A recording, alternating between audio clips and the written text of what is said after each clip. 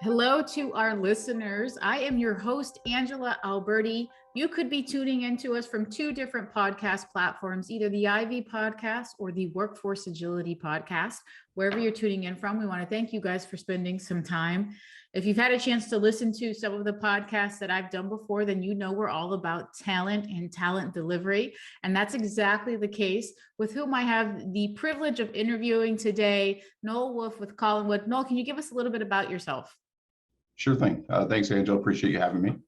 My name is Noel Wolf. I'm managing partner and founder of a veteran-owned information technology staffing firm based in Chicago. We have offices in Dallas, Chicago, and Indianapolis. Been in business since 2014, and have been in the IT staffing recruiting business for about 25 years now. Wow. Wow. Well, thank you, Noel, for spending some time with us. We're going to get into the depths of things from, veteran staffing all the way through entrepreneurship and your general outlook on market conditions. But before we hop into those areas, can you give the audience a little bit of a background, I guess a career timeline of how you started within this industry? I think it's always so interesting because staffing is one of those industries that no one grows up wanting to be in. It finds you and it sucks you in. Can you tell us your story? Sure, you actually have that exactly right.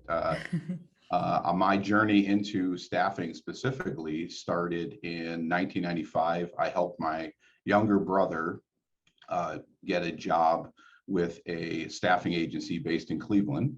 At the time, I was a route sales rep for a company called Aramark, and was in the union and making okay money for the age I was at the time.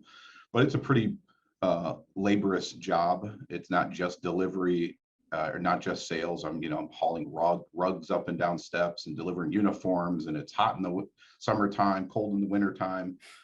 Paid the bills, but it wasn't the most enjoyable job. Helped my brother, as I said, get a job in a staffing agency, and he has also had a pretty successful career in our industry. But in that early time, watching him go from someone I had to, buy a couple suits for and a couple pairs of dress shoes to someone that was, got to work in a nice air-conditioned office and was making great income, set off a light bulb on my head to say, wait, hold on, what is it that you're doing over there? Right. And back in 1995, there was no internet. It was definitely a different world. But his explanation to me was, because I said, well, he said, I'm helping companies hire folks. I said, well, can't they just put an ad in the newspaper? Like, isn't that how jobs are found and people get hired? And he said, not always. Sometimes there's difficult roles. And he gave the example of, if I were to take a bottling engineer position from Coca-Cola and they needed somebody like that, they may not just be able to put that in the newspaper. They need to perhaps go to Pepsi and proactively recruit someone away. And Coke may not want to do that directly, bad for their brand, but they might utilize an outside agency for that. And for that, the company that my brother worked for and that I went to work for later on earns a placement fee for that. And my brother would get a commission. And I just said, well, I think that's something I'd like to dip my toes in the water and try out. And here we are 25 years later. It's been a great career and a good decision. Wow. That's interesting. The source of the inspiration behind your story is directly aligned with your sibling and how that completely changed the trajectory of your life. Sure. I think that's relatable to a lot of people in staffing. But what was more unique behind that, story is that you're somebody that worked, got their footing, true blue collar work as part of a union, and you see the happenings within this current workforce climate of unions popping up everywhere through, votings that are happening at Amazon, all the way upwards to a group of workers collectively coming together for Starbucks in Pennsylvania. What are your thoughts on this recent uprising, and just your general perspective as being part of a union in your younger years? Throughout my career, I've wrestled with unions being necessary, not being necessary. Prior to getting into recruiting, as I mentioned, worked for Aramark. For a short period of time, I worked for a steel processing steel processing plant. So I worked on a machine called a slitter. And we actually weren't union, but the company I worked for paid union level wages. I don't know if that was to avoid, getting a union engaged, or was just, with the intention of taking good care of their employees. So my wrestling with unions is, I do feel that in the early parts of the 1900s, when you maybe perhaps didn't have OSHA and you didn't have the Department of Labor, that you didn't have a lot of the protections that our government has put out there for employees, that it definitely served a purpose. And not say they don't serve a purpose today, but I'm a champion of, if you take good care of your employees and you pay them fairly, treat them fairly, a union becomes unnecessary. I question when I hear, a union push for tech companies, for instance, like, Google, Facebook, whichever one. And a little bit of a head scratcher for me, because I know the folks at those companies are very highly compensated. Yes. They're paid hundreds of thousands of dollars. The software engineers are, and maybe stock options. So I question why would a union be necessary? However, on the flip side, I do hear the horror stories, if they're horror stories, the difficulties that Amazon has in their warehouses and how they treat their employees. It's very, it sounds like, from what I read, and I haven't worked there myself, but from everything I read and hear, it's a pretty kind of cold, calculated place. And it's very driven by metrics. And if you want to take a bathroom break, you might get fired. And so to me, that seems like not a safe place and not a fair place that takes care of their employees. So perhaps a union is necessary in that case. I can't say I'm educated enough on the Starbucks situation. Being a fan of Starbucks myself as a consumer, I had thought that they take very good care of their employees as well. I know they have, tuition reimbursement. They have, they offer benefits to their employees. So I wonder what the push or what the impetus is for a union there. So again, I think unions can be beneficial and necessary in the right situations, but I question why they would be necessary in other situations. I don't know if that exactly answers your question. No, it does. I think it offers a perfect perspective, because you're somebody that is looking at it through the eyes of an employer, and also having been in that situation in the early onset of your career. It does provide a safety net to a certain element of a certain worker group, and it makes perfect sense in analyzing whether or not there's a necessity revolved around it based on a demand that a group is making at a company where there is robust benefits, even better perks, and even better salary compensation. So some great insight. And I love the opportunity to interview, because you offer refreshing perspectives that I don't usually get the chance to talk through. You see the happenings in the news on union work, but also through the lens of a veteran. And thank you, by the way, for the service and the dedication that you've committed to this country and starting that. But can you offer some perspective in terms of veteran hiring as an employer, how you guys have been able to really bridge that gap, and some of the considerations that maybe somebody listening in on today's podcast would need to make as the employer themselves? Maybe that's a cultural impact, or how to even open up this book of talent, I guess you could say, when it comes to veteran hiring. Yeah, I think, I served in the Marine Corps Reserves. So I was called up for Desert Storm, and I served during my basic training and my MOS training. So I was in from 88 to 96. And I can say that in the time that's elapsed since I served, the world, the country, has become a much more favorable place for veterans to, whether it's, start a business. There's multiple avenues now for veterans if they want to become an entrepreneur. There's bunker labs, there's IVMF, there's various channels where veterans can get mentorship and support if they wanted to start their own business. But on the employee hiring side, there's been huge strides there as well. There's multiple lists out there of, veteran friendly employers that not only hire veterans, but are hiring military spouses as well. And then the military itself has recognized that there is sometimes a challenge to moving veterans into the workforce, given the skill set they may have picked up or maybe not picked up. It's very difficult to take. I'll just speak for one example. It's very difficult to take someone who was in the infantry, whose job was I'm talking purely from an E3 and E4, which is the enlisted lower ranks. Someone goes in the Marine Corps and spends 4 years in the infantry.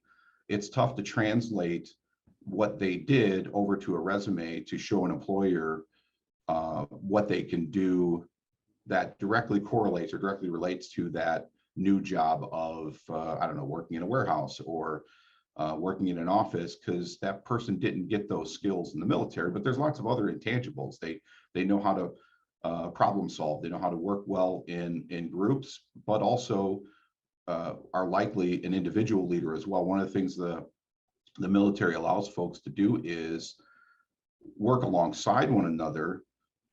And then, depending on your rank, sometimes even despite your rank, you'll be given an opportunity for leadership.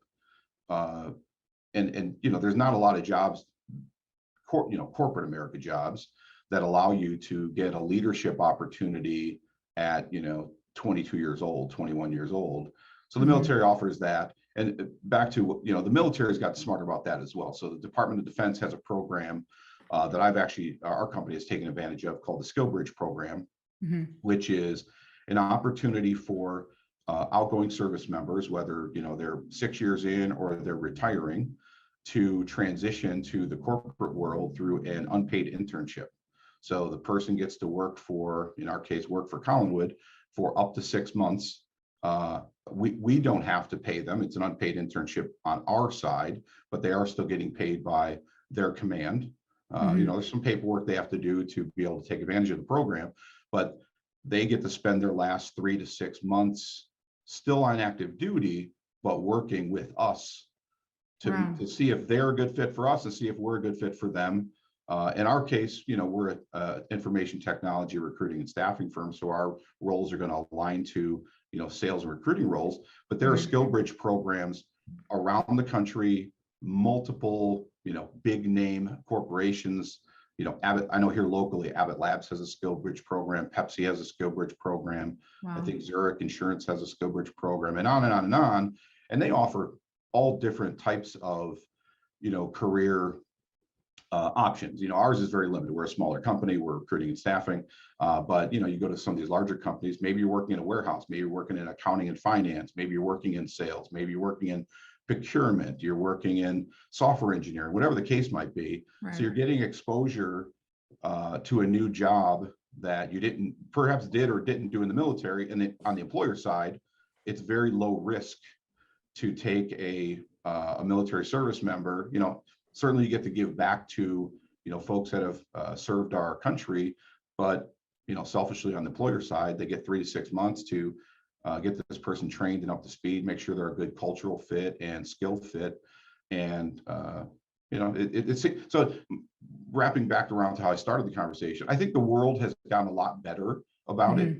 I think any veteran that's looking to either start a business or become employed, there's tons of resources out there. LinkedIn has a free premium membership for veterans. There are military service organizations. You can use the Skill Bridge program not just for becoming an employee. You can actually use the Skill Bridge program for training as well. So there's for example, here in Chicago, there's a group called Sales Platoon that can use the Skill Bridge program to train veterans in career and sales. There's another Skill Bridge program that is, I think they're nationwide, called Code Platoon. Dear to my heart, given that I'm in IT, Code Platoon is a coding boot camp. We see a lot of these, was it Full Stack Academy, IC Stars here local, but this one's specifically geared towards veterans. So getting veterans into a career in IT, writing software code and so on. So there's a lot of different avenues that weren't available probably as early as 10 years ago.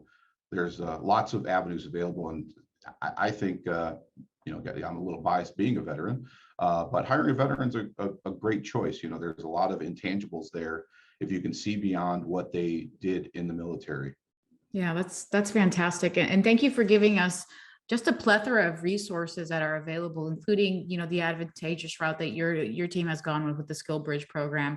And also obviously going through those indirect benefits of hiring and taking on a veteran, and what that can do to positively benefit from a cultural perspective, or even, to an ROI impact of a company's organization. So awesome insight. Thank you once again for that. Now let's go back, because I thought, when we were strategizing in our pre-session about what would be some great topics, and you mentioned something to me that I think is just fascinating, especially for us, like the newer kids on the block in the recruiting space. But talk us through, provide some wisdom on what it was like for you being in the recruiting and staffing industry in the 90s. What was that experience like? It was definitely different. Anybody that's been in the industry, 20, 25 years, Yeah. my first, the first company I worked for in Cleveland, we had no computers. We didn't have cell phones. Yeah. We didn't have, there was no internet. Y'all were faxing, basically. There was a world before internet, kids.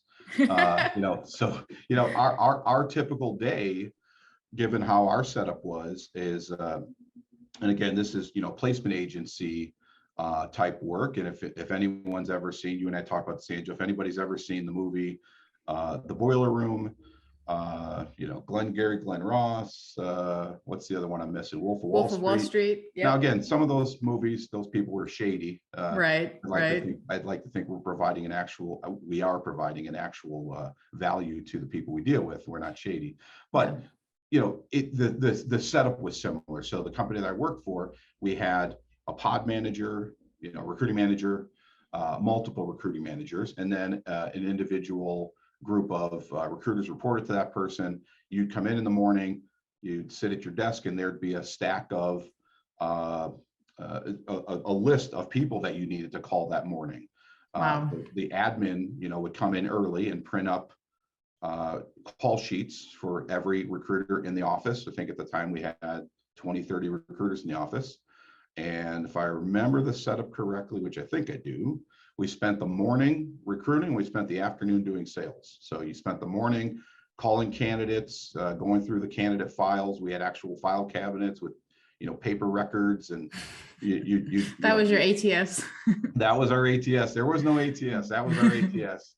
Your memory and a call sheet was your ATS, and you would just, people in our industry have heard the term dial for dollars. That's what we did. You just powered through. You called number one, you called number two, you called number three, you called number four, and just kept going. And as you went through that list, you were hoping to build rapport with the candidates you reached out to. Some were receptive, some were not. And then, you'd find somebody that was indeed, you'd catch them on the right day, catch them on the, they just had a conversation with their boss or something, and now they're like, I might actually be open to having a conversation with you about this role that you're working on. Right. And then we'd all go to lunch, and we'd come back, and the second half of the day was sales focused.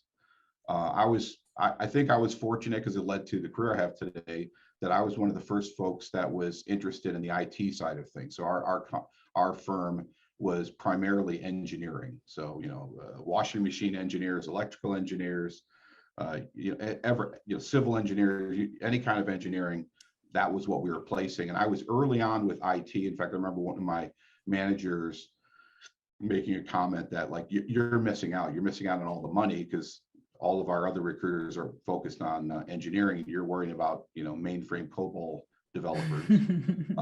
But it was, IT just kind of intrigued me. But yeah, it was back then. It was, again, no LinkedIn, didn't have the internet, no apps on your phone, no SEO, no automation.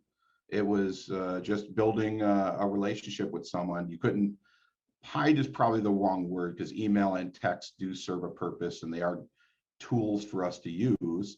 But you couldn't hide behind email and text messaging. I think a lot of newer recruiters, from what I've heard, my recruiters don't do this, and they're newer recruiters, but send an email and then move on with their day. And if they hear back from the candidate, they move on. But I think that's, you know, you have to kind of stand out in the crowd and in the noise. That candidate, if they're an active candidate, might get multiple emails that day, and you might stand out simply by following up. I mean, it might be, the bar might be that low. If you call them the next day or email them the next day or text them, you know, multi-pronged approach, you might stand out purely on that. I'm a big fan of our team sending thank you notes, handwritten thank you notes. And you'd be shocked at how many candidates think that is an amazing old school thing that no one does anymore. And again, it just helps us stand out.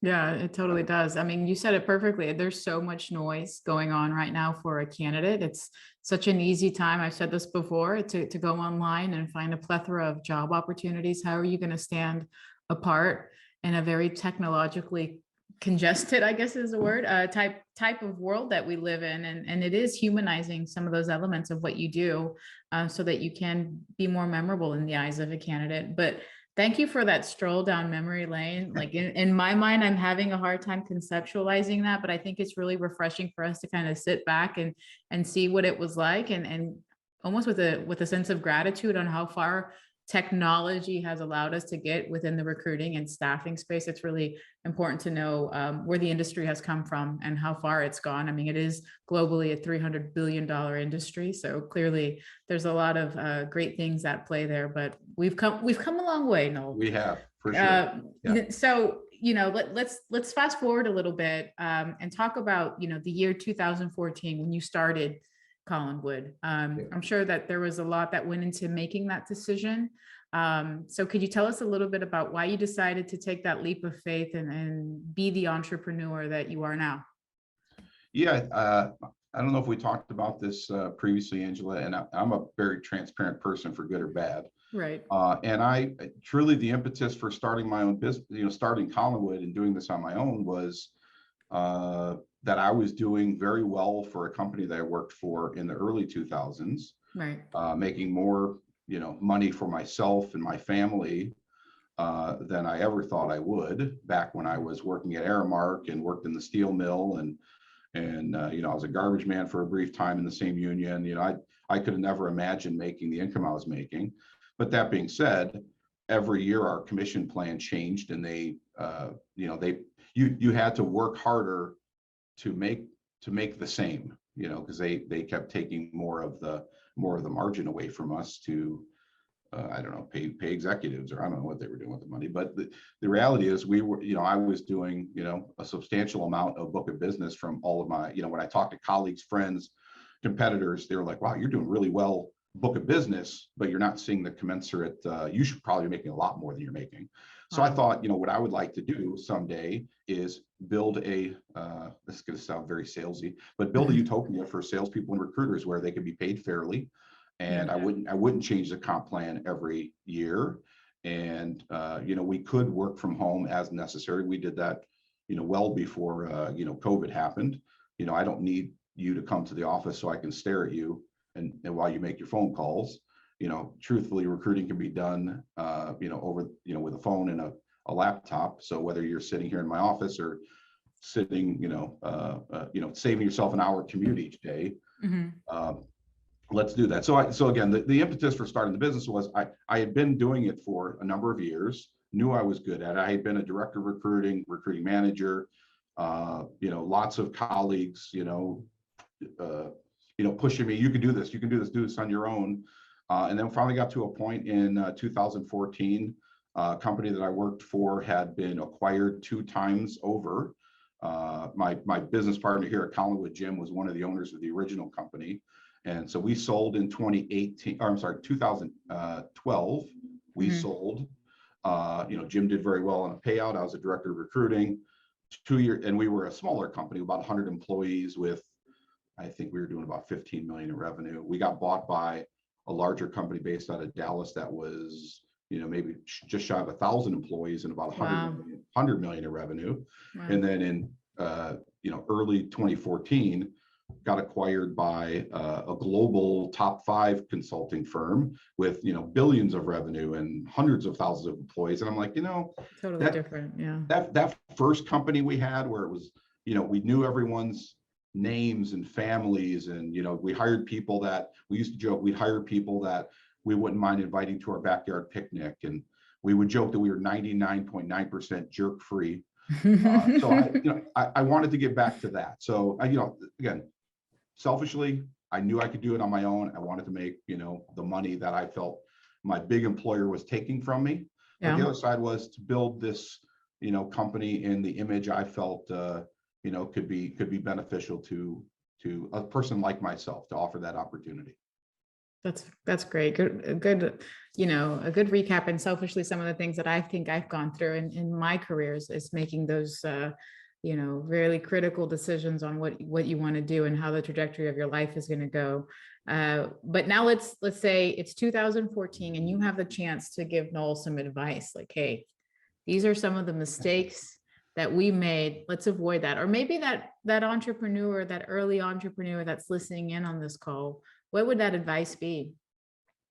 I have 2, I would think. One is I needed to have more money saved up than I did, Right. especially in our industry, just the way the accounting and the math works.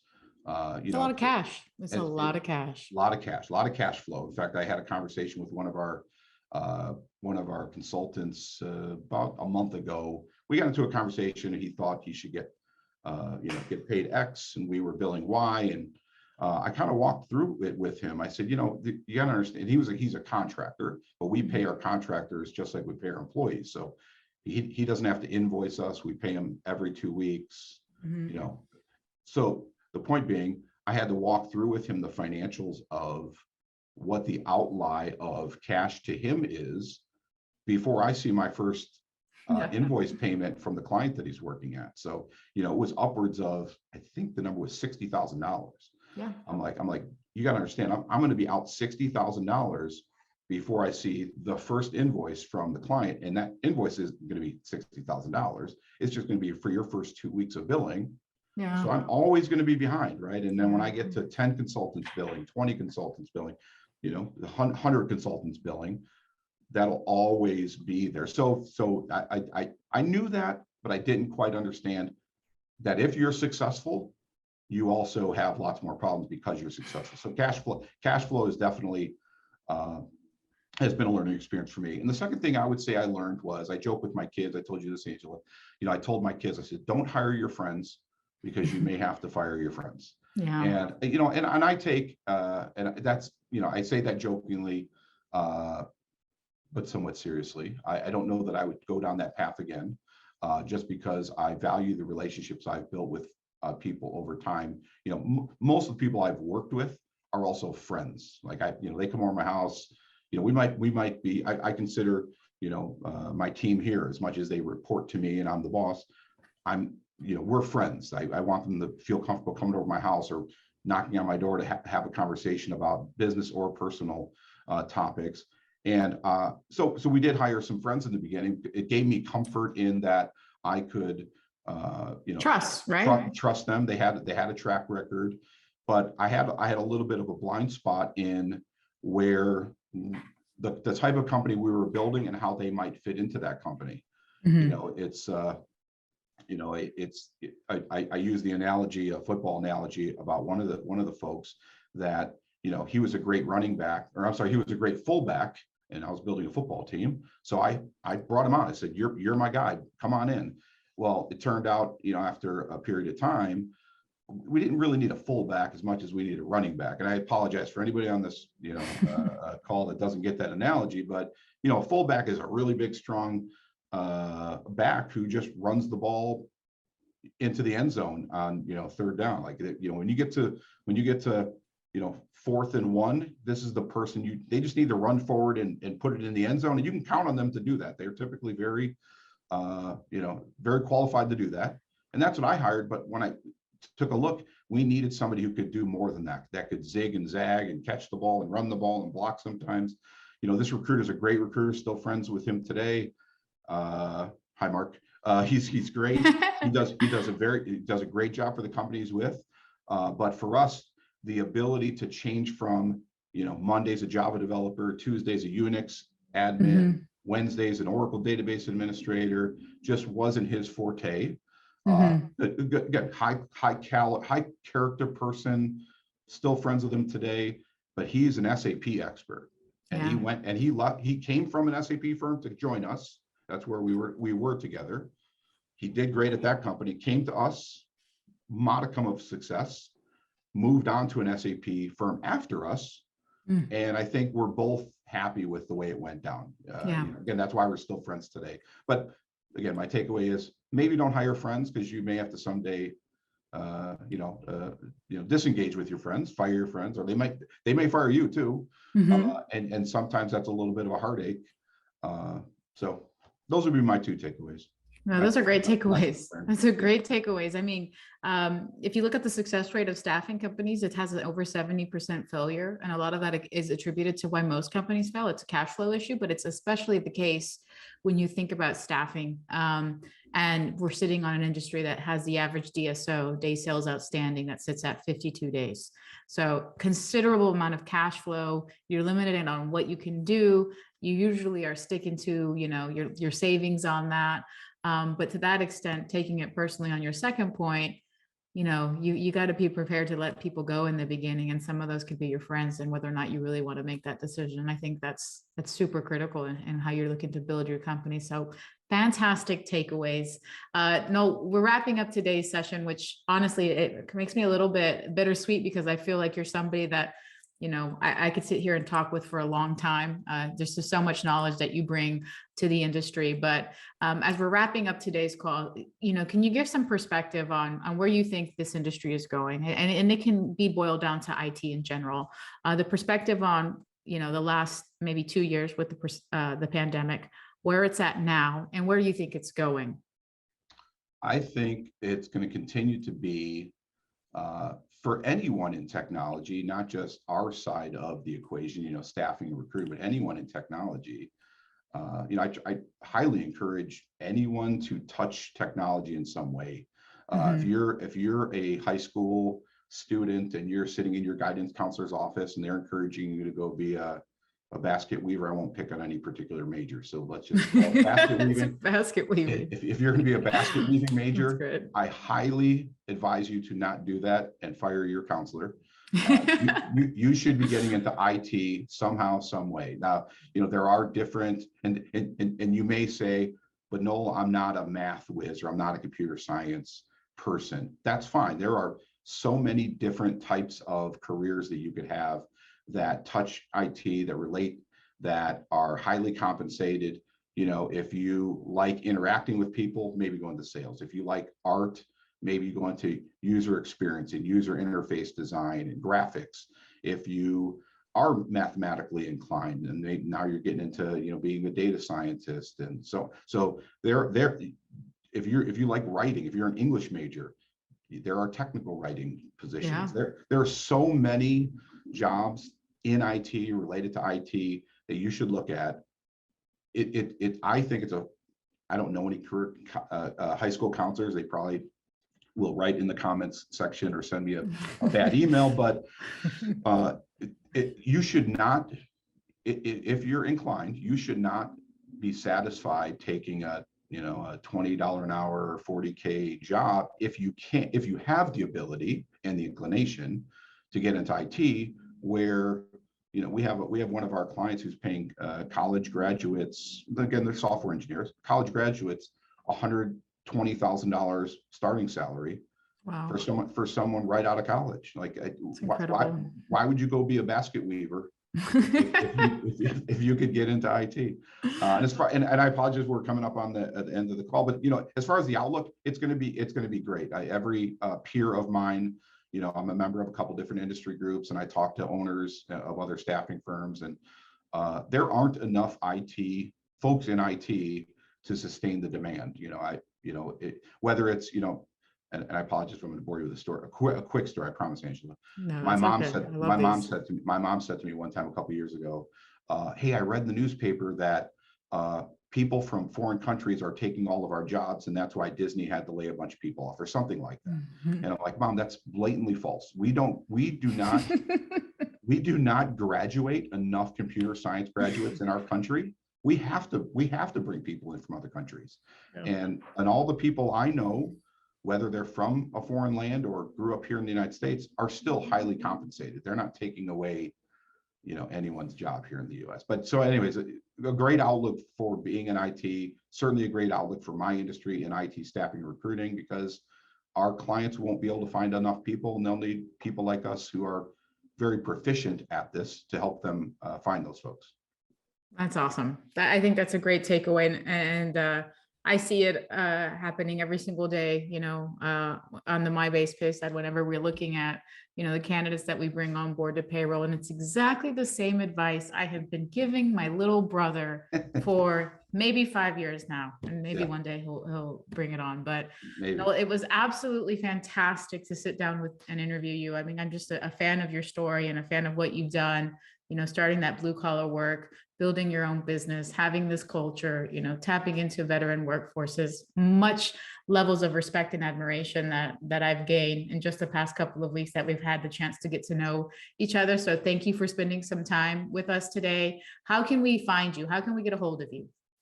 The easiest way, certainly on LinkedIn, Noel Wolf, Noelwolf.